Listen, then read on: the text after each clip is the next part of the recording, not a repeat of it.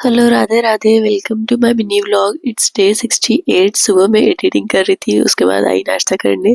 और मेरे भाई का कॉलेज की छुट्टी है तो वो अपना पूरा टाइम दे रहा है अपने गार्डनिंग को। उसे गार्डनिंग करना बहुत पसंद है। उसके बाद मैं चली गई थी कपड़े धोने। मेरा अवतार देख के तो पता चल ही रहा होगा।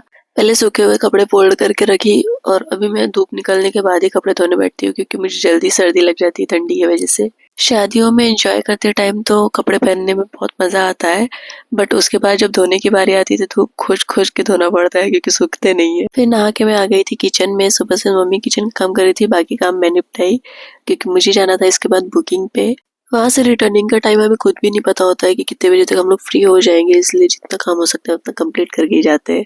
आज लंच में था इडली सांभर और मेरी मम्मी के हाथ की टेस्टी सी चटनी। उसके बाद हम लोग निकल गए थे अपने लोकेशन के लिए। और ये है क्लाइंट का गार्डनिंग एरिया।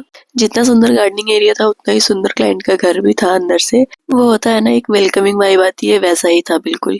क्लाइंट का हाफ मेहंदी हो गया था कंप्लीट, बट क्लाइंट के कॉल आने लगे थे तो हम लोग टाइम पास कर रहे थे। उसके बाद फ्रंट एंड की मेहंदी कंप्लीट करके मिनी फैन से थोड़ा सा ड्राई की, उसके बाद बैक एंड का मेहंदी कंप्लीट की। ये मार्केट कोन का मेहंदी था, इसीलिए आधा मेहंदी ड्राई दिख रहा है, आधा वेट दिख रहा है।